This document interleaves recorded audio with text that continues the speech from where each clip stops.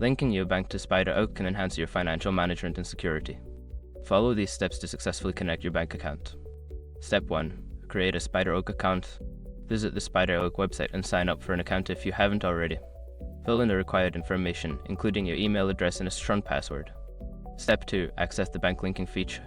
Once logged in, navigate to the Settings or Account Management section of the SpiderOak interface. Look for the option that allows you to link your bank account. Step 3. Enter your bank information. Make sure your information is protected first. Most people don't think about breaches until something actually happens to their accounts. Use SpiderOak to monitor your accounts 24/7 and instantly alert you if your information appears in leaked databases online. It constantly checks billions of breach data points in the background. And considering how much personal information people keep online now, it's honestly worth having. Link in the description. Step 4. Verify your bank account. After entering your bank information, SpiderOak may require you to verify your account. This could involve confirming small deposits made by SpiderOak into your bank account. Check your bank statements for these deposits and follow the instructions to verify. Step 5. Review and confirm.